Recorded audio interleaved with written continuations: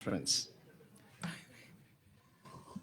So anybody who is sleepy, Mr. Kant will wake them up. All right, so I think, the biography is all there, and what I intend to do is to bring up the introduction in my conversation.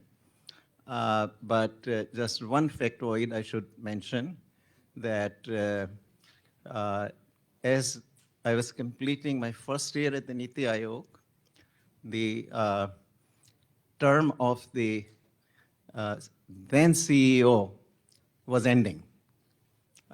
She'd been actually appointed post-retirement, I think, for a year.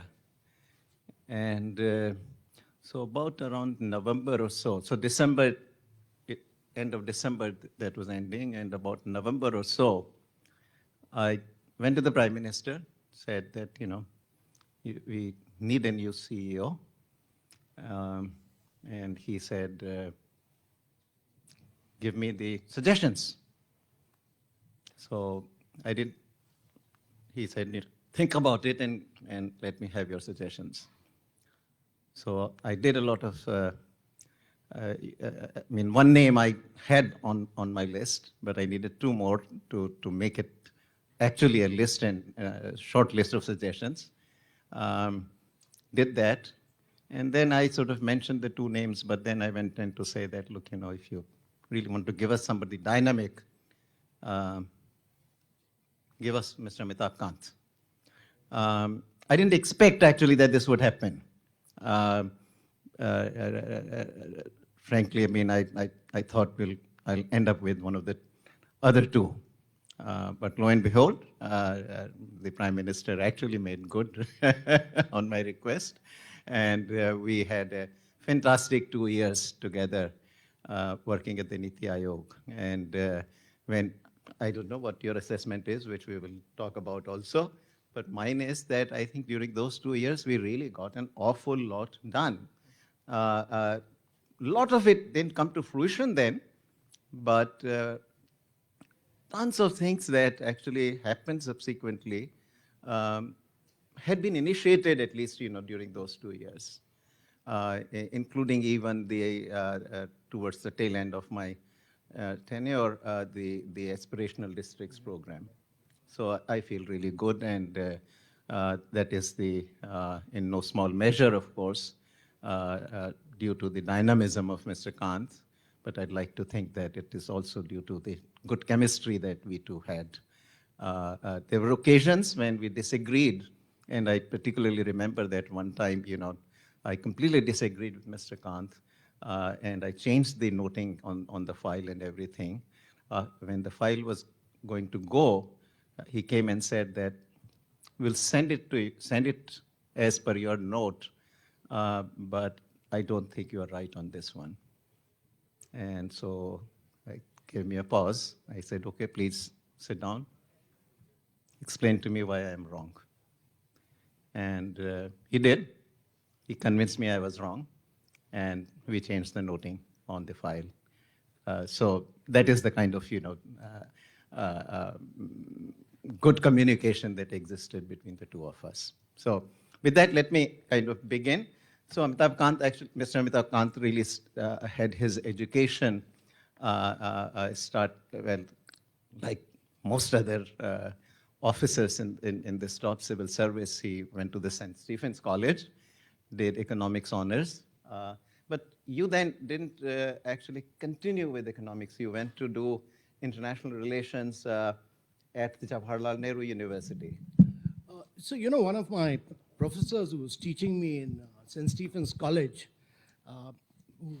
he sat for the Indian Administrative Service, and he was the most brilliant man. He corrected Samuelson's book on economics. He got 15 marks. So he'd been a topper all through his life. First year he sat, he got 15 marks in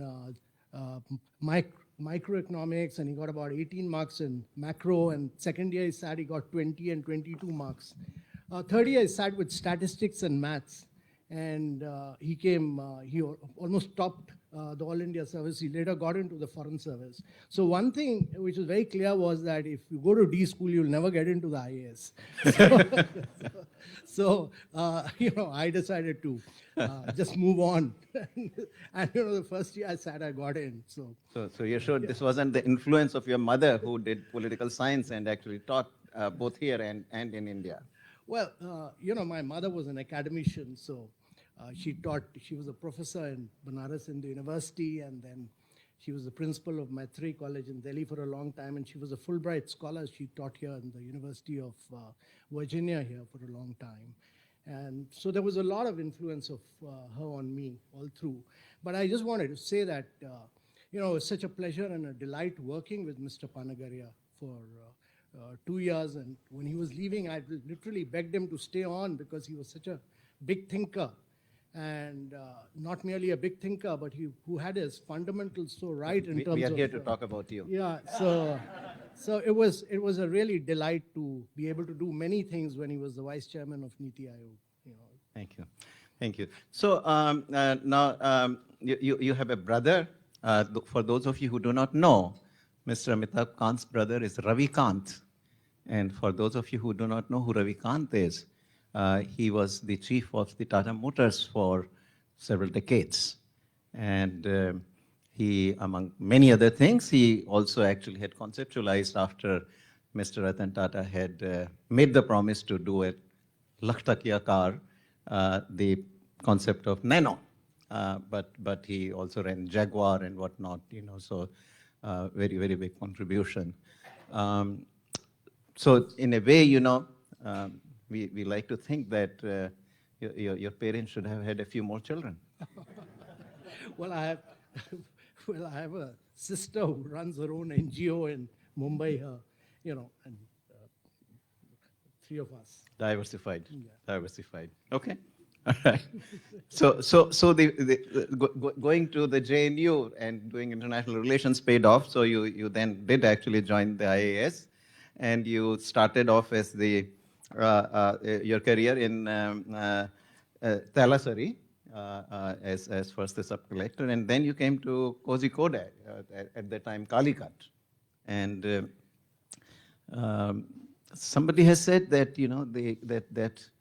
when you came to when you became the collector of Calicut or Kozhikode, apparently the town looked very much like the way it did when Vasco da Gama came there, and you really then transformed it. Maybe.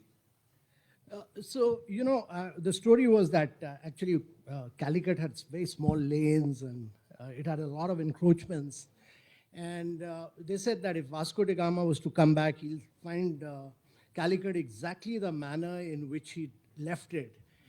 Till Amitabh Kant came and completely changed it. So I created a bypass. I changed about 44 odd roads, widened them.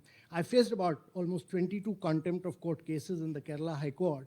And I cleaned up the heart of the town, and I created the Mananchara Maidan. But a lot of my future career owes to much of what I did, because I suffered subsequently.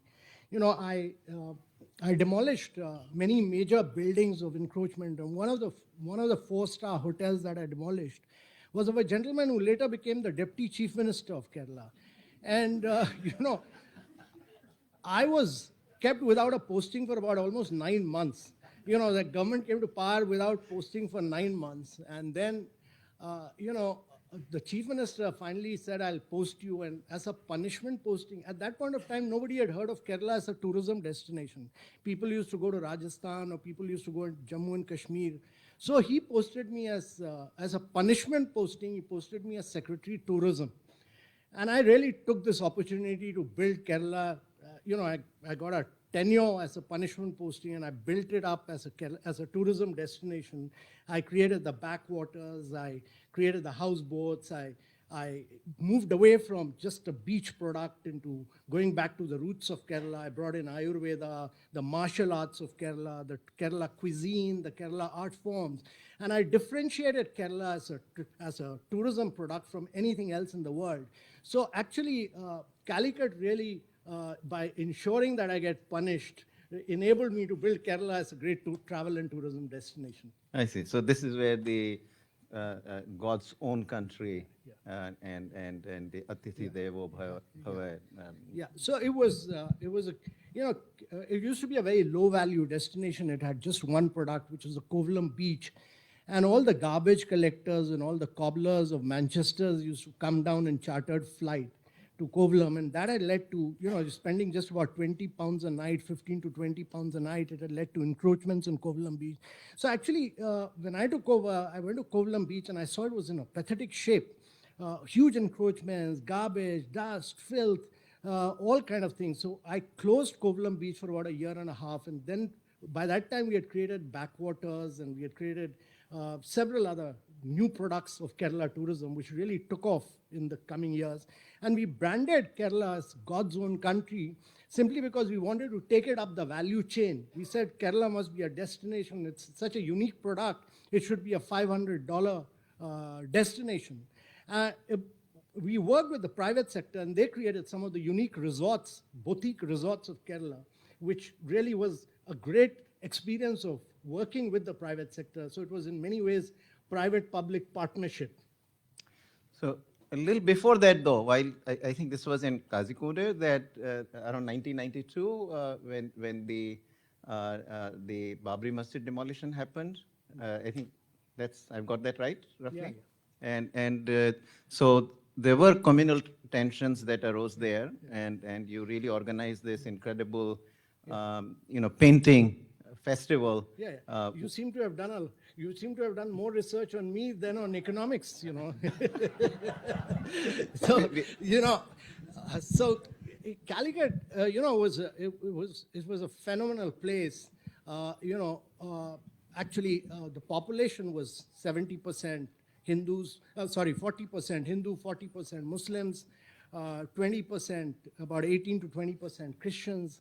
And then the Babri Masjid incident happened and, it was really tense. I was the district collector at that point of time. It was really tense. So, one fine day, I thought I'll get, the heart of the town was a place called Mananchara Maidan, and I thought I'll get all the top artists to paint on communal harmony. So I got all the top Kerala artists, and I did this 100-meter long stretch of fabric, canvas on which everybody was painting. And then, it was to be done on a Sunday morning, and Friday, quite I just picked up the phone. Somebody told me, why don't you invite MF Hussain? So I phoned him up. In Mumbai, I didn't know him from Adams. I just phoned him up and I said, ki Hussain sahab ye kar rahe hain, agar aap aaker uska centerpiece kar dijiye. He said, nahi, ye to bahut acha idea, main zarur aunga. So then somebody told me ki ye Hussain to sabko promise karte hain, aate nahi hai. So what I did was I bought the ticket and I asked somebody from Kerala, from Calicut, who was living in Mumbai, to go to his house, give it to him and to his, send 2 tickets for him and his daughter. And actually, they came down and I received them at the airport and they stayed at my house. I was collector.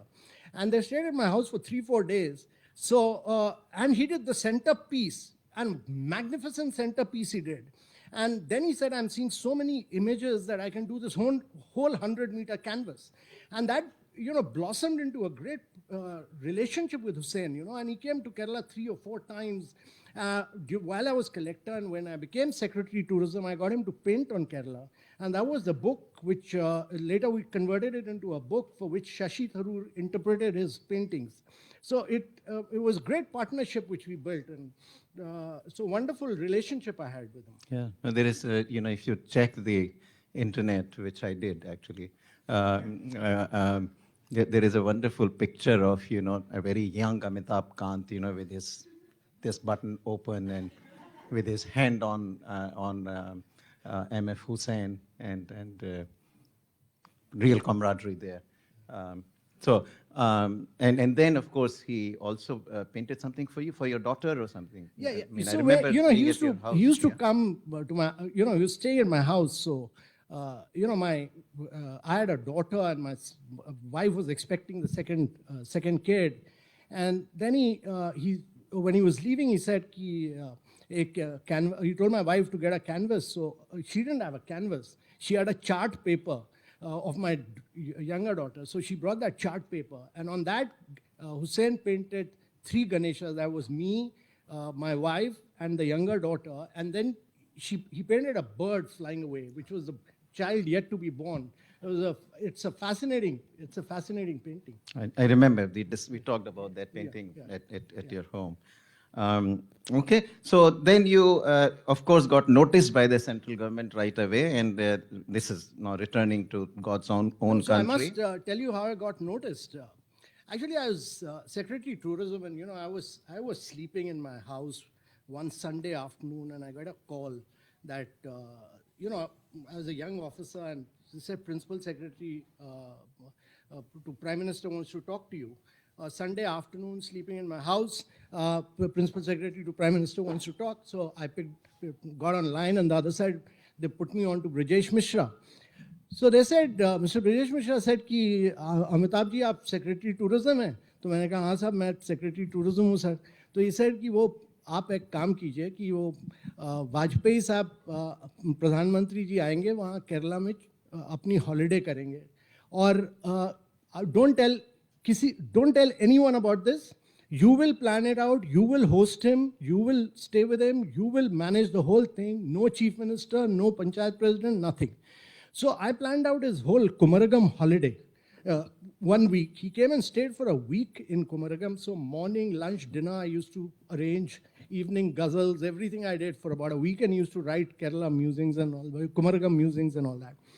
Then, I'd taken him out on the backwaters one afternoon, and when I came back, Mr. Brijesh Mishra told PM, Mr. Sakia was there, Mr. Brijesh Mishra was there. So Mr. Brijesh Mishra told Mr. Vajpayee कि इस लड़के ने बहुत काम किया है tourism में. ये सारा आपने देखा, हाउस बोट, आयुर्वेदा, आपने बैकवाटर्स भी देख लिए, साइनेजेस भी देख लिए. So we should bring him to Government of India Tourism Ministry में इनको लाना चाहिए.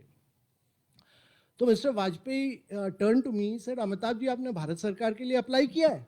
Have you applied for Government of India? So I said, no sir, I have not applied. So he said, नहीं बिल्कुल मत अप्लाई करिएगा. आप apply करिएगा तो ब्रजेश मिश्रा जी आपको टूरिज्म के बदले women and child welfare में भेज देंगे. He'll send you to women and child welfare. I applied 1 year, 2 months later. I was supposed to go to Finance Ministry. The Civil Services Board selected me to go to Finance Ministry. And then one fine Friday or something, again I get a call from Mr. Brijesh Mishra. He says, Amitabh, have you applied for Government of India? I said, yes. So he said, you know where you're going? So I said, sir, I'm told that the Civil Services Board has selected me for finance. So he said, no, nothing doing, you're not going to finance. So he said, you remember that conversation 1 year back? We are sending you to tourism. So I said, sir, there's no vacancy there. So he said, that's none of your business. He kept the phone down.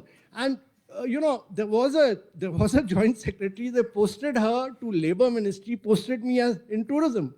And as soon as I landed there, within 10 days of that, the Twin Tower blast happened in New York. There was war in Afghanistan. There was attack on our parliament. Our tourism plummeted to 10%.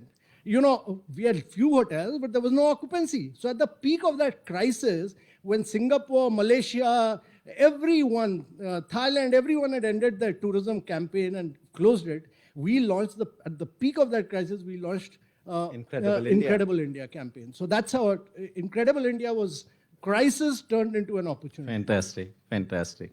So wonderfully done, wonderfully done. No. From there on, we get to the Delhi-Mumbai Industrial Corridor. Yeah. This is where we first met. Yeah. I remember that I'd written an article which you really appreciated, and I happened to be in Delhi at the time, and I got a call from you and come and see me.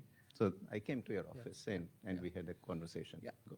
So, I've been a great believer in two things. One is that, India cannot grow at high rates on a sustained basis over a long period of time. It's not possible for India to grow at high rates of 8 to 9% year after year for 3 decades or more. And that is what India needs to do, unless it doesn't become a manufacturing nation, number one.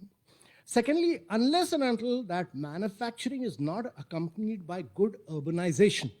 And my belief is that actually urbanization will be India's biggest growth story if we do it right. Because what we are seeing is unplanned, unsustainable urbanization. And every minute there are 30 Indians moving from rural areas to urban areas. But if we get that urbanization story right, 500 million Indians getting into the process of urbanization in the next 5 decades means you can really transform the history and the whole growth trajectory of India in the coming years. So both manufacturing and urbanization really are the key. And manufacturing actually requires a completely different paradigm because, when America was growing, it expanded its infrastructure, but it made cities for cars. So you have about 1,100 cars per 1,000 people. Actually, America made cities for cars and not for people. Whereas India has this huge opportunity to make cities which are very sustainable, which are based on public transportation, which are made for cycling, walking, which are walk to work, and which have manufacturing and managers living right there, workers living right there. So it has a massive opportunity to do many unique things, which is what we've tried to do in Shendra Bitkin, which some of you should go and see in Maharashtra. Some of you should go to Dholera and see what we've done there. It's really transformational work of a different nature of urbanization with all infrastructure planned out, from water, electricity, roads, everything. It's a tough job to do infrastructure of that nature because the revenue streams come in a little later. But that's the key to India's growth story. That's the heart of India's growth story. Totally. Couldn't agree with you more. All right. So we move forward. From there on, you come to DIP, the Department of Industrial Policy and Promotion. And this is where I think this close to Prime Minister Modi coming to office as well. And this is where you do this ease of doing business and a lot of the other initiatives. So now we are getting to the current policy scene. Yeah. So, I got to know, when I was DMIC DC CO, I'd gone around meeting chief ministers and many chief ministers, but one chief minister who really took this seriously was Mr. Modi, because he said that आप करिए इसको, धुलेरा को बनाइए, मैं 700 square kilometer देता हूँ आपको. So that was huge. Everybody was talking about 10, 20, 25 square kilometers, which they never gave eventually. But Mr. Modi was talking about 700, 800 square kilometers. So his vision was really big. So I then subsequently met him a couple of times, and he really lived up to his commitment as far as land for Dholera was concerned. And then, when he came in as Prime Minister, the first presentations, he was taking presentations from secretaries, and I made a presentation to him, and I was also pretty new to that job. And then when I told him that India was 142nd on the ease of doing business, he said, ये आप लोगों ने bureaucrat लोगों ने सब rules, इसमें तो कोई politics है नहीं, आप लोगों ने ये सब rules regulation बना रखे हैं. And then he said, इसको ठीक करिए आप. So actually that particular job was looked after by the Finance Ministry, Economic Affairs then. He said, नहीं आप करिए इसको. So then we started just going after the ministries. It was a tough job, but we dismantled a lot of rules, regulation, procedures, acts. It was a really tough one. It was about working with the ministries. So I still remember that we digitized a lot. But every time we try to do that, you go to EPFO, ESIC, they will digitize, and they will also say कि भाई paper में भी आप दीजिए. So it was digitization plus paperwork. So we had to really change mindsets because governments were used to working in silos, to break that and to really, so we improved radically on the World Bank ease of doing business. But one of the great things that happened was that the Prime Minister then told us कि आप states में करवाइए इसको. So we started ranking states. And the first year we did this, Gujarat came number 1. But the second year we did it, Andhra beat Gujarat. Third year we did it, Telangana beat Gujarat and Maharashtra. But the great thing that happened was that Jharkhand and Chhattisgarh took this very seriously, and they came 4th and 5th. And my belief is really that if competition, which we did in Niti Aayog and many other things, education, health, water, many other things, if you start creating on real-time data, and data is really the key, that if you're able to put this data out in public domain and create a huge sense of competition, and if you start naming and shaming, you'll see transformation taking place. So my belief is really that this whole story of India, because we are a very large country, you need states to become the key driver of growth, and for that you need to really put competition, put a huge amount of effort to get real-time data, put it in public domain, and really let the public know whether the politicians and the civil servants are delivering or not, and start naming and shaming them. And I've seen real transformation taking place. I later did the aspirational districts, exactly the same model across 112 districts. Young collectors really took this on, and all of them, young collectors, really transformed their districts based on 49 different indicators: health, education, nutrition. Transformational work was done by them simply because of data, use of data for transformation. Now, in DIP also, though, one of the big things you did was the Make in India and Startup India. Yeah. Those So two things. One was that, like I said, that Make in India was critical because it meant several things. It meant that you had to do ease of doing business, but you also had to open up the foreign direct investment regime. That time, we used to get about 25, 30 billion. Right now, we're getting close to about 90 billion. It's grown from about 20 destinations to about 88 odd destinations. The size has grown from 40 million to about 80 million now. Huge amount. So I took about 16 notes to the cabinet, one after another, and every single note that I took got approved, except one on which I got a massive firing from Mr. Jaitley then. I took a note, I took a note on totally opening up the defense sector. So Mr. Jaitley, I got the finance minister to approve it, and then Mr. Jaitley called me up, and I got my minister to approve it, and Mr. Jaitley said कि you're moving, तुम बहुत जल्दी चीजें कर रहे हो, तो बहुत ये politically acceptable नहीं है जो तुम कर रहे हो. So then he said कि नहीं, एक काम करो, इसको कम करो, इसको 51% करो, केवल तुम सीधे 100% के बदले 51% करो. Then we got it back, we changed it. But I must say one thing, that the government really showed the courage to open up the FDI regime. The third thing we did was to improve the patent regime a lot. And I recruited about close to 1,000 examiners. The first time we got and today, our patent and trademark regime is so good, we are on par with USA and Japan in terms of time factor, because we really improved the patent regime as far as, in terms of the speed, in terms of the manpower, in terms of the caliber. So many things were a part of that whole exercise of improving the ecosystem for manufacturing. And then now that Gati Shakti has come in, now that there's a huge focus on manufacturing, I think all this will pay us rich dividends. And this is also where I think, this around the time I just arrived, this was my first year, I was still at DIP. And a lot of the FDI liberalization was done during this period, including the e-marketplace, right? I think this is the time the Amazon and... So we opened it up in every single sector. But one of the most remarkable things that we did as a part of that was that, there were just about, when we started, we launched the Startup India movement in 2016, January, and there were just about 150 odd startups. Today, you have about 88,000 startups in India, and you have about 116 unicorns in India. So the startups have done really transformational work in India.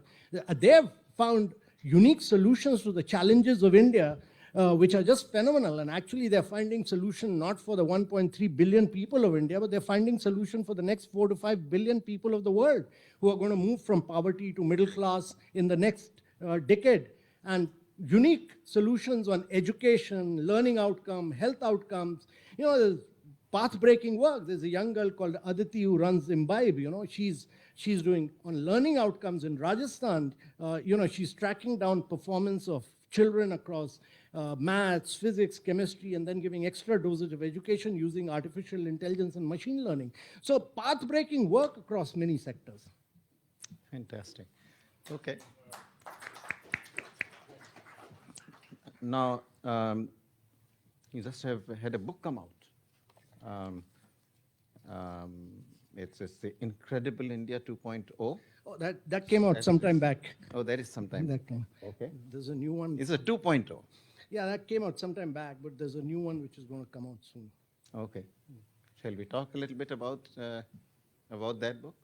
Well, that's about 75 years of history of manufacturing, and that's born out of my belief that what India has done is really transformational work in the last 7 to 8 years. And a little bit of that was dwelt on by Viral in the previous session. But let me tell you what India has done is really path-breaking in terms of the digital transformation that has taken place, and which is totally open source, open API, open standard, interoperability, consent-based. We have a data empowerment protection architecture which protects the data of citizens.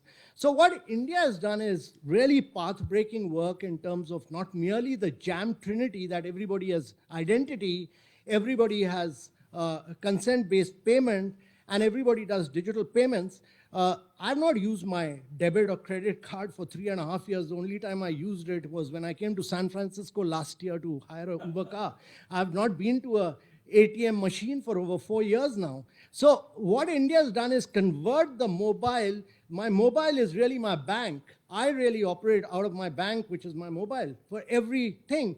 And that is why India last year did 48.6 billion transactions, real-time transactions, 48.6 billion transactions. We do 41% of the world's real-time digital transaction. Wow. The next is China with 16%, 16 billion, which is close to about 12 to 13% of the world's transactions. So 41 to 12 to 13%, that is the difference. We do 7x of what USA, France, Germany, Canada do all together. We do 3x of what China does. And we established this digital public infrastructure, which is totally unparalleled in the world. We've created these public guardrails, like the railway tracks on which private sector is innovating. We are the only country in the world where PhonePe competes with Google Pay and beats them. We are the only country in the world where Paytm competes with WhatsApp and beats them. It's unparalleled what India has done. And actually, in the years to come, you will see this huge amount of, the world will realize that India has built up this unique combination of privacy and innovation. Unlike what America has done, America has created a big tech model. Europe has created a model of GDPR, which is focused on privacy but killed innovation. India has created a model of both privacy, where data is owned by citizens, but pushed for innovation. Huge innovation. And what it has led to is, look at what India has done. We started with payments, with PhonePe, Google Pay, all this.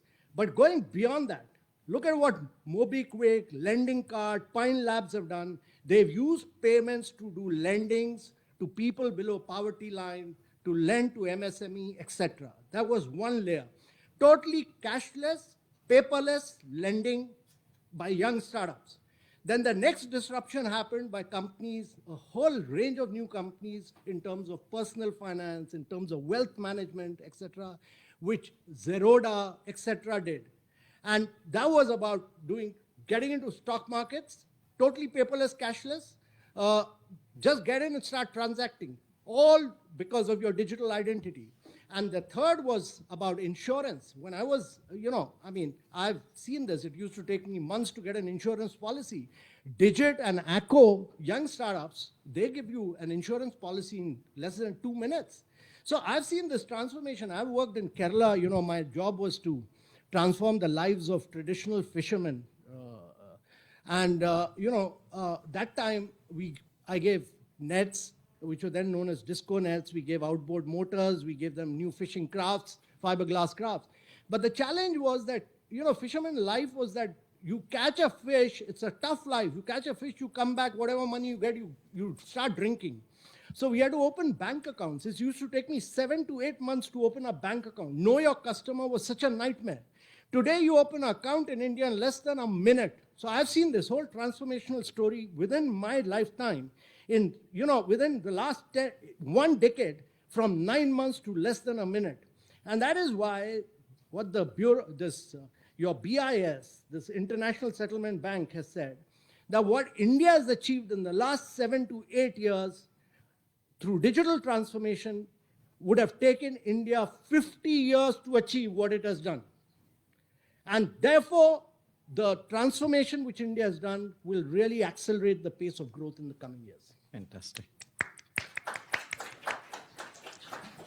Okay, so I'll ask you one last question and then we open it up to the audience. And And this is now the tough one, the one with which we have all been grappling, and I'd like to get your thoughts on it. And this is the challenge of good jobs. And it ties into a number of things.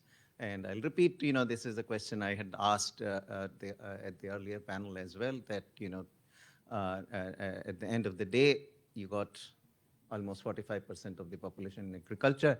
Of the remaining 55%, 10% is in these enterprises which are less than, which are 20% or more, but remaining 45% is in enterprises which are less than 20 people size, very small enterprises. So in a way, when you take the big picture snapshot of India, you see that India is really a country of these very tiny units. In agriculture, again, not only that there's 45% of the population of the workforce there, but half of the agricultural holdings are about less than half hectare, on average less than a quarter hectare.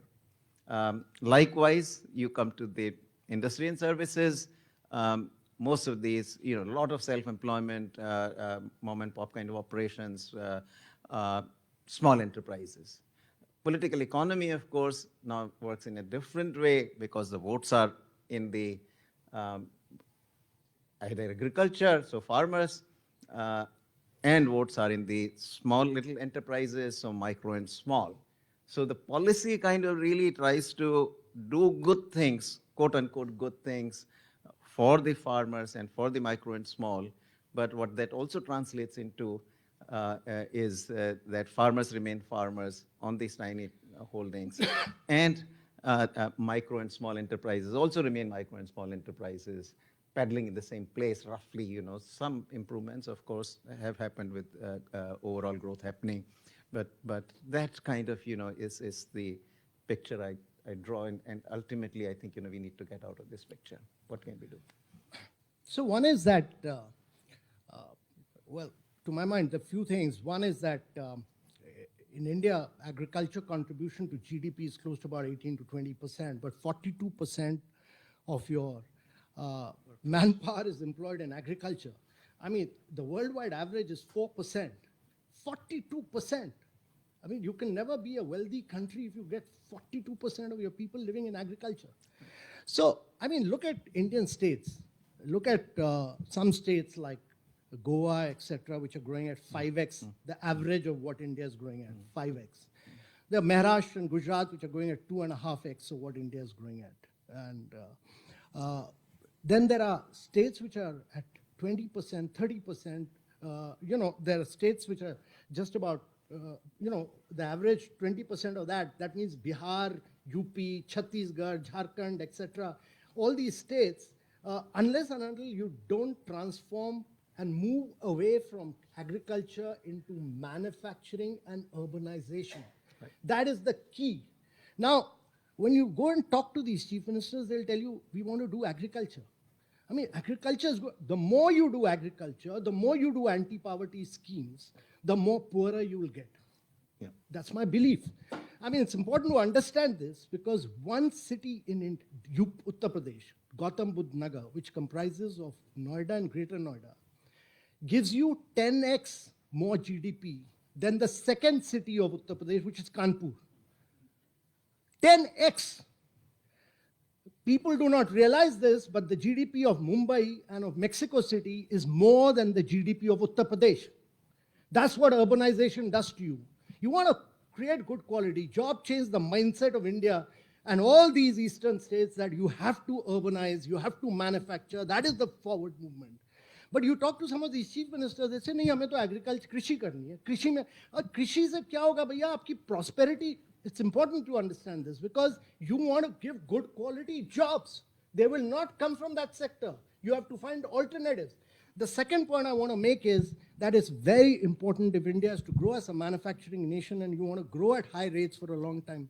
It's not going to come from the traditional sectors of India. It's going to come from sunrise areas of growth. You have to get, we must understand this, that the world has changed. And the world has changed into completely new areas of growth. The electronic and the mobile manufacturing value today in the world is more than the sale of automobiles. So you have to become a champion in that. You have to get into electric mobility. You have to get into battery storage. These are the new areas of growth where the future of India wants to capture the world. You have to get into the sunrise areas of growth. And without that, and establish size and scale, and there's massive amount of disruption taking place in these sectors. And young companies are doing this. Young startups are doing this. It's the traditional Indian companies which must wake up and do this. You know, I've interacted with all of them, and that's why I'm saying that you want to penetrate the global economy, you want to get into global supply chains, these are the areas of growth. There's huge disruption taking place, and if you penetrate these sectors, you'll generate huge value for the country. That's the only way. And thirdly, bring in competitive efficiency in your businesses. Competitive efficiency means doing away with rules, regulation, procedures, acts, dismantle them.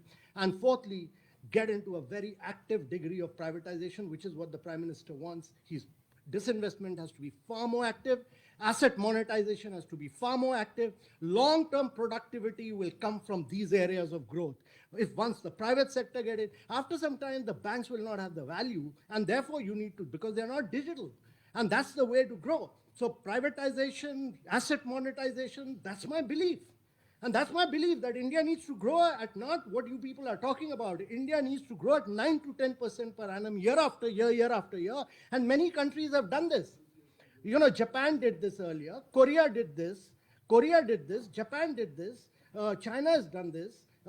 Smaller countries have done this. Singapore did this. All of them did this. We are facing challenges of, global debt, of global trade crisis, of dollar strengthening, but we'll have to take those challenges head on. But we need to set our own house in order and accelerate the pace. And that is what the Prime Minister has been driving at. Fantastic, fantastic. All right, so I said this will be my last question, but there is one more I have to touch on.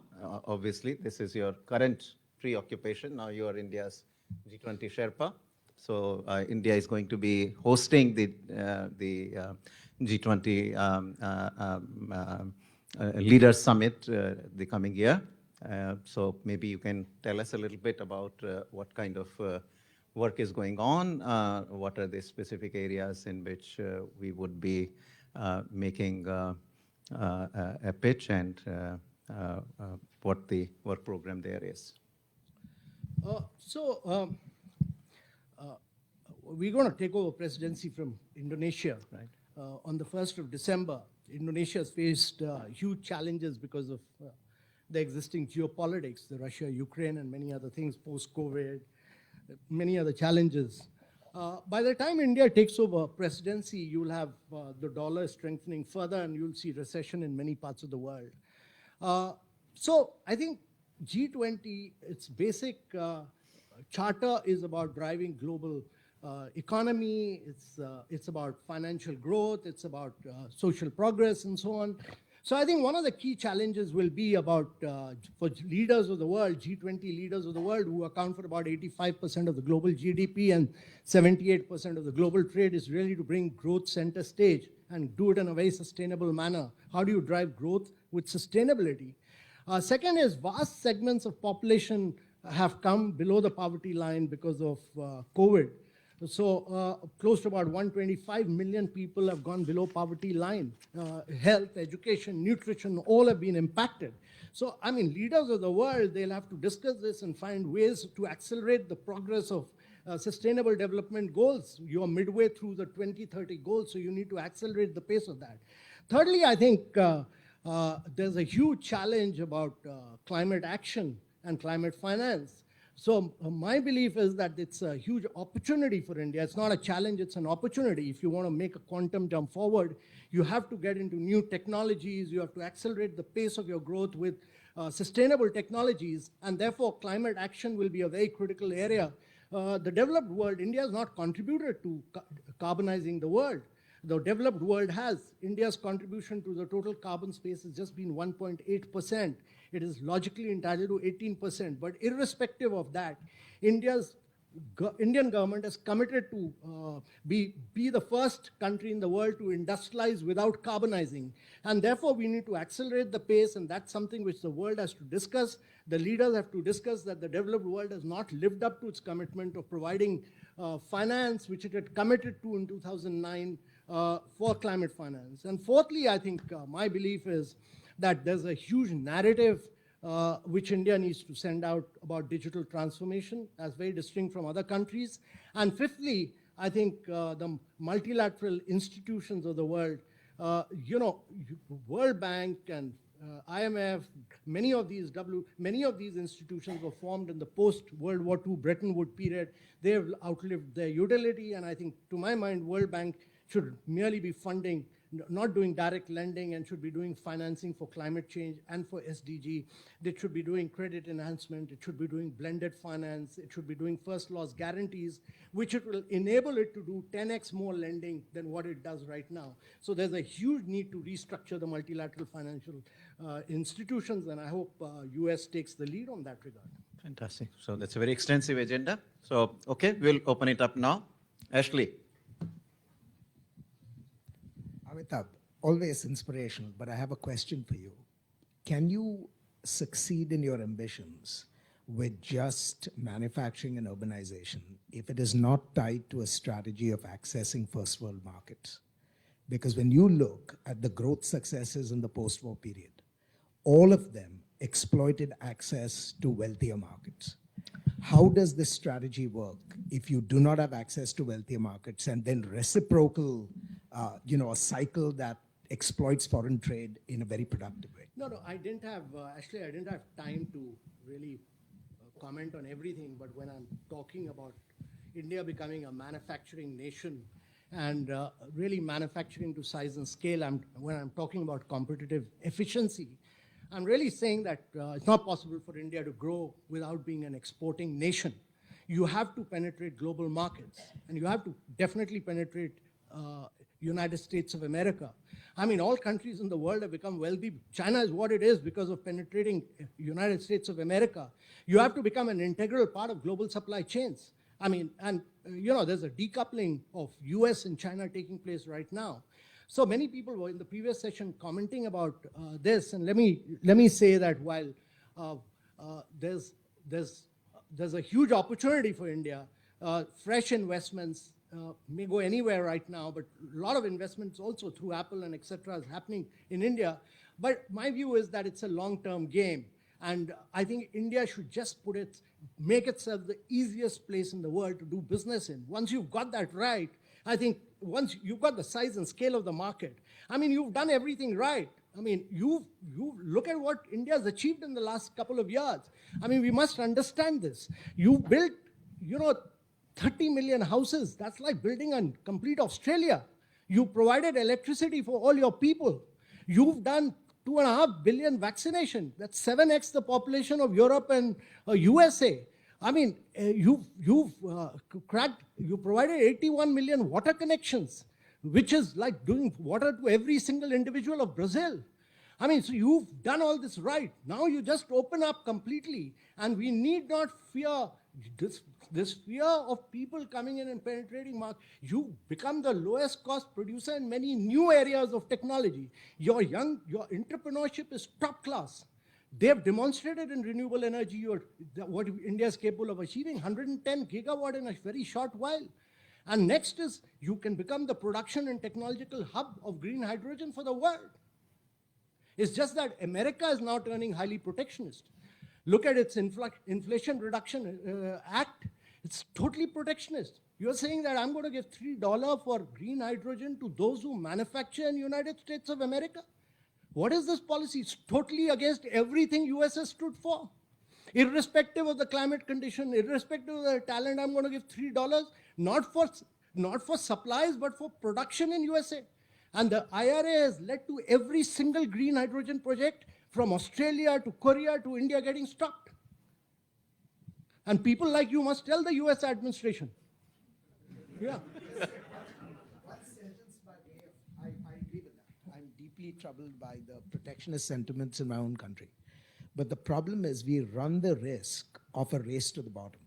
where if you go and talk to American companies, the complaints about the lack of opportunities in India, tariff lines, blah, blah, blah, blah, blah, only provides grist for the kind of Buy America programs that you see in the US. So for me, the danger is not who's doing what, but we end up pursuing policies where all of us are going to rush to a bottom, which leaves us all worse off. And I don't know how to break that cycle right now. No, actually, but what is this just energy transition that Europe and America is talking about? What is this decarbonization which America is talking about? Yeah, if you do this, you're not allowing other countries to decarbonize. I mean, why should India believe in this humbug theory of net zero? In 2049, they'll fix up a target of 2090 or something. They've not achieved a single target these developed countries have fixed for themselves from COP1 to COP26. So, Tazi? Tazi Schaefer, I'm a retired U.S. diplomat and also a former trade official. And no, I'm not going to start defending the rash of protectionism that there's been. At the end of the last session, there was a lot of discussion about having good jobs for the economic transformation that India needs. And a certain amount of frustration with the sclerotic educational system in India, consciousness of the difficulty for businesses to do their own training. Do you have an answer to that conundrum? So, the good quality jobs, to my mind, have to be created through manufacturing, through urbanization. There's a huge, huge potential for India. I think the third thing which I said was very, very important, that India, we must understand, is bigger than 24 countries of Europe, and therefore state leadership is very, very critical. And it's also very important that several states must take leadership and drive this growth strategy. It can't be just the central government alone. States have to be very critical driver of growth. And once that comes in, that energy of competing with each other comes in, you'll see growth taking place. But there is a huge challenge of states realizing that manufacturing and urbanization are going to create good quality jobs. Otherwise, they'll remain as labor exporting states to other parts of the country. Yeah, please. No, let the mic that way. I think it's probably getting. Oh, Why don't you give it to Mr. Yan? Please. Shall I go ahead? Okay. Yeah, you'll take later. So go ahead. Oh. Son. Okay. One puzzle, all the digitization and all the transactions, the demand for cash is at an all-time high. We have much, much more cash demand than even before demonetization. I mean, I have not been able to work out what is driving this enormous demand for cash, despite what you claim is this kind of world record in digitization. As far as the other problems are concerned, I mean, what you have not, this collapse of female participation in the labor force. And it's worst of all, you're talking about urbanization. The participation rate of females in the urban is just 15 to 16%. It's the lowest virtually in the world. It's getting lower than Saudi Arabia. There is no sign of any improvement of the female participation in cities. I myself don't know the answer. But if you can't solve this, then all the supposed things that are going to flow out will not come out. And finally, you have Pratham shows that no improvement in education. After all the efforts, guys in class 5 cannot read a class 2 text. No improvement in 10 years. I mean, these are the most fundamentals. So cash, female participation, education. So I think Mr. Iyer has raised very, very important points, and I am a long-term believer that learning outcomes and health outcomes, and one point which you didn't talk about was about nutrition, which is very critical. I think learning outcomes are very, very critical. Not only Pratham's study, which is done by a very outstanding organization, but also by the NAS studies demonstrate that our learning outcomes are very poor. And therefore, you need a radical transformation in your education system, much of which I think is started now. I think in the last 2 to 3 years, a lot has started happening in some of the states. I've seen this happening in Rajasthan, I've seen this happening in Jharkhand, I've seen this happening in Madhya Pradesh. A lot of work has been done around learning outcomes and improving learning outcomes. It's not an easy job. It's a very, very tough job to improve learning outcomes, because what happens is if you've not followed in class 2, then you keep going class 3, class 4, class 5, but your knowledge base remains the same, and 5% of the students learn and others just remain behind. Huge amount of work had been done, but I think it's been heavily impacted by the COVID right now. And I think the government has laid a lot of stress on learning outcomes at the central government level and some of the states. But I think it's important that states take this up as a huge mission to transform education. And the second point about cash, I'm not much worried about cash transactions as long as the pace of your digital transactions keep accelerating. That's growing by leaps and bounds, and I think over a period of time you will see, I'm seeing street vendors, and the good thing is that government is driving this, that you will not be entitled to Swanidhi loan unless and until you are not doing digital transaction. So across many sectors, the government has driven this. But on the, he has a very valid point about female labor participation ratio, which has been a puzzle for me also. And I've also been a great believer that if 50% of your population is not able to make a huge dent, is not able to accelerate. So I've been discussing this with a number of people, and actually I'll after this session, I'll give you this study which the CA has done, and CA's view, the Chief Economic Advisor's view on this analysis, his analysis was that, first let me just say that, some of the good things that's happened is, one is the Pradhan Mantri Jan Dhan Yojana. When it started in 2015, only about 15% of the accounts were owned by, with women. The latest data which has just come in has that number of women accounts have gone up to 56%. And it was feared that the deposits will not be there, but the deposits have gone up substantially, and 67% of those accounts are in rural areas. So that's a good thing, which shows the formalization of the sector, and also that women are playing a key role. The other is about the CS study, which I'll transfer to you. According to him, his analysis shows that the data which is being fed in from India is not correct. It's not the same. I've not had a deep analysis of that. I just got it from him about 2-3 days back, but I've not had a good analysis. But I really, it's really something which has worried me as well, that I'm a great believer that this is a very major challenge for India, and India must take this challenge head on. I think to my mind, the first big challenge for India, amongst other things, is about improving nutritional standards, because we've got into this vicious circle of motherhood and then anemic child, and so you need to improve nutritional standards, you need to improve learning outcomes, and then you need to improve hugely the women participation ratio. That's a huge challenge, and I entirely agree with Mr. Iyer on this. Okay, yeah, we had youth there. Mr. Kant, I have two very quick questions. First is, I completely buy your sentiment about the importance of urbanization and ease of doing business, but shouldn't we tread on this path with a sense of caution? Because we've seen in Uttar Pradesh, we've seen in Jharkhand that because of the rush of the need for investments, they've been diluting labor laws, reducing bargaining power of labor unions. So there is sort of decrease in human capital because of these, because of the urge to ease doing a business. My second question is about looking the international exposure for India.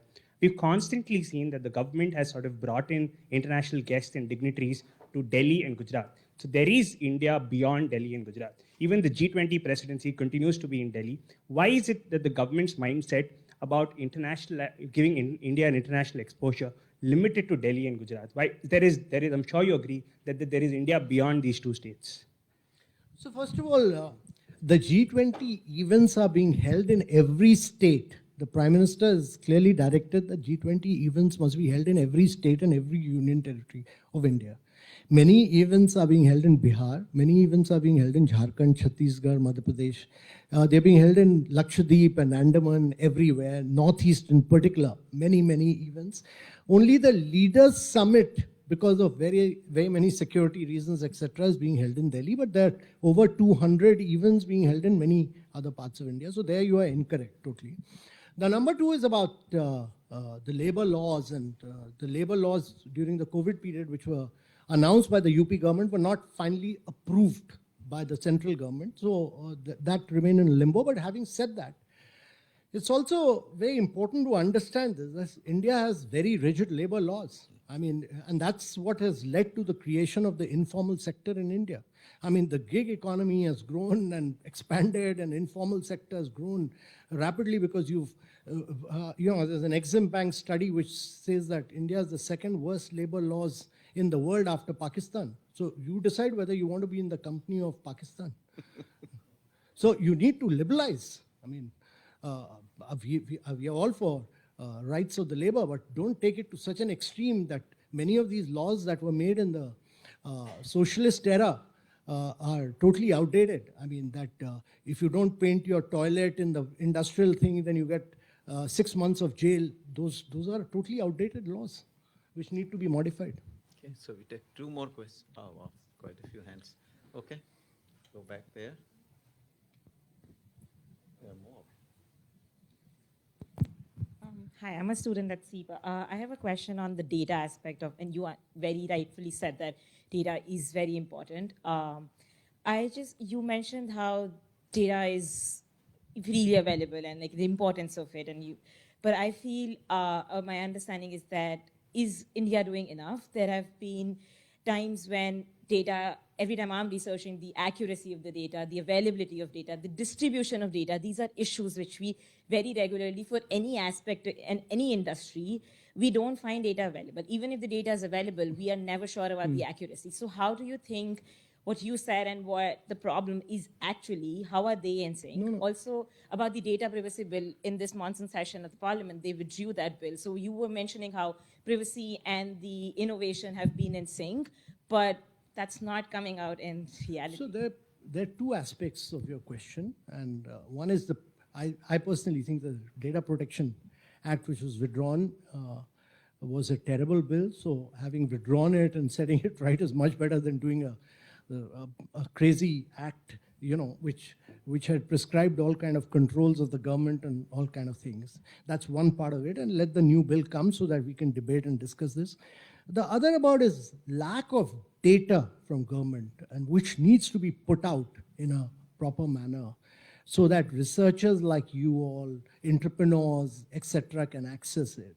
And it's very, very important, and that's one work which Niti Aayog is doing through a project called NDAB, which is collecting data from all ministries, cleaning it up, and putting it out in public domain so that entrepreneurs and young researchers, etc., can access it. But that's a very, very important point you made, that India must put out its data in public domain in a transparent manner, and that's very, very important. That's important.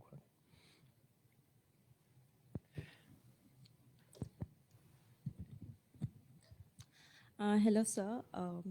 My question is, we have talked about tourism and job opportunities and other type of growth and development in India.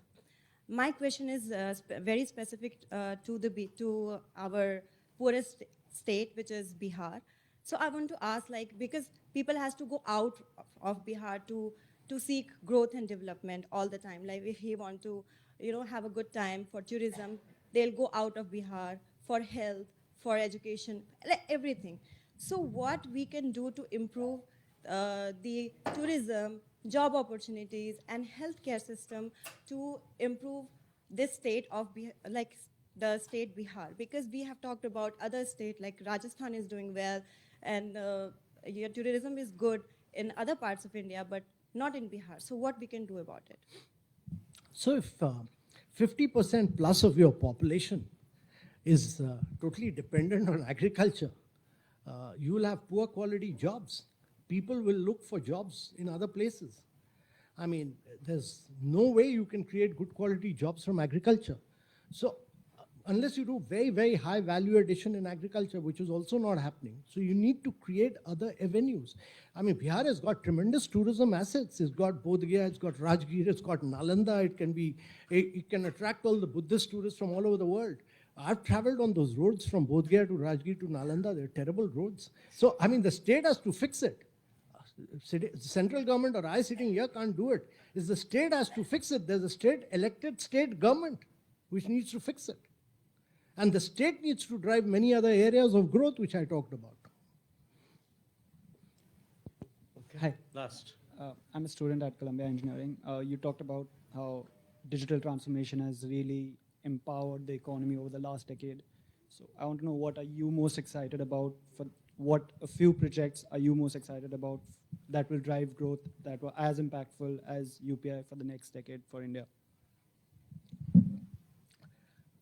See, my belief is that, India's done the digital part of it, and I think India will accelerate the pace of it, but India needs now to go green. And, valuation of companies and of countries, and your ability to attract capital, large pools of capital, and there are vast pools of funds available. There's no shortage of funds available in the world. There are vast pools of institutional funds available in the world, which are available to you, but they'll go only to companies and countries which are going green. And therefore, India must take the lead and actually deliver on a rate, and that is what the aim is, that we've done renewable energy, 110 gigawatts. Many of these young companies have acted like coy boys. You look at a company like Greenco, unbelievable what they've done through, hydro pump storage. Unbelievable what ACMA has done in terms of green hydrogen. Unbelievable what they've done. Even a company like Renew, what they've done is they're unparalleled. Now you can't keep doing renewables, because the more renewables you do, and India is climatically blessed. It doesn't have competition from China in this area. The competition is from Middle East. But you can't keep doing more and more renewable, because you'll end up with a duck curve. That is, your grid will not be able to handle it like it happened in California. So you need the only way out is you do battery storage. Battery storage is still very expensive. So you need to use renewable to crack water, produce green hydrogen. India can emerge as the lowest cost producer of green hydrogen, it can become the biggest technological hub of the world in green hydrogen. It can become the supplier of green hydrogen to decarbonize. Because it's very important to understand that electricity is only 20% of our energy. The balance 80% doesn't use electricity. Refineries, cement, steel, fertilizer, they all use fossil fuel. You have to decarbonize all that. And India has a huge opportunity, because 11% of the grey hydrogen in the world is used in our refineries. We should make all that go green. India has the size and scale to be the biggest producer and exporter of green hydrogen. And that is really the biggest opportunity for India, to my mind. It can be the supplier of green hydrogen to all over the world, Europe, America, as long as US doesn't have these crazy policies.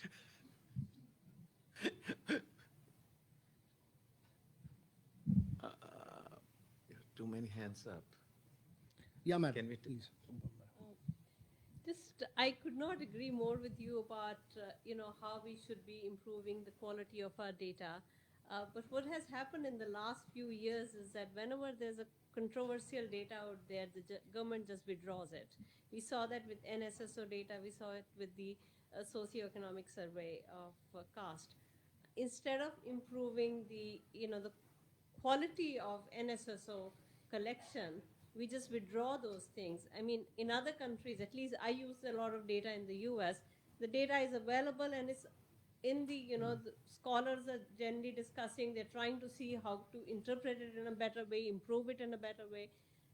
Part of what it has led to is that we have not had the census, and a lot of people also have these questions whether people would be telling right answers at the census because of this great deal of insecurity about, talking about your religion or other questions. So I mean, I think there should be a concerted effort to firstly strengthen the data organizations, maybe put it in the private sector or something, and then improve the quality. Otherwise, how do you, as you said, do research? Yeah. No, I entirely agree with you, and that is, I totally agree with you that data needs to be put out in public domain, and that's why you have a professional statistician from Reserve Bank of India heading the Statistics Department of India. We should put out all the data. We should do all these surveys and put them out. There will be ups and downs, but we should be transparent about it. There's no issue about it. Okay, last one, Itasham. And then we have the closing words from Mr. Deepak Raj. Thank you, sir. Thank you for that energizing lecture. I'm Atasham. I'm from the Revenue Services on deputation with the UNDP. So my question is on the multilateralism. The Revenue Department. Yeah, from the IRS. And this is something that even the finance secretary in the morning talked about, that multilateralism has not worked when it comes to economic governance for India in the long run. And you also mentioned sort of, the need for reform in the Bretton Woods institutions. And it's great that it's coming at a time in the sense that India has the G20 presidency, so it has an option to put some things on the table which can sort of fructify in the long run. But G20 presidency is a very short-term period also.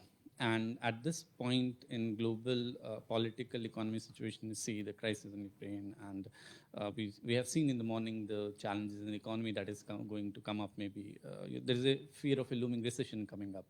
So what's that strategy in the coming 1 year so that we move towards this reformation? And connected to that is the question that the mandate of G20 itself and the legitimacy to sort of enunciate laws for the global world.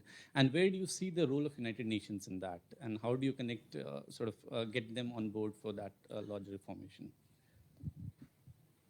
So, G20 is important because in the past it has taken some very important decisions. It's set up the FSB, the Financial Stability Board. It has driven growth in several past presidencies, etc. I think the thing about is that every crisis is an opportunity. There is a crisis. There's a crisis of geopolitics. There's a crisis of global debt. There's a crisis of post-COVID era. There's a crisis of global supply chains getting disrupted. There can't be a better opportunity for India. Every crisis is an opportunity. Be as ambitious as you can be as action-oriented that you can be, and that is what we'll try to be. We'll be very, very ambitious, very action-oriented, and I think we'll see the day through. Thank you. Well, that's the last word, and you can see, all of you, how why Mr. Amitabh Kant is the Prime Minister's go-to man. So thank you very much. It's been fantastic. Deepak will give the closing remarks. Thank you.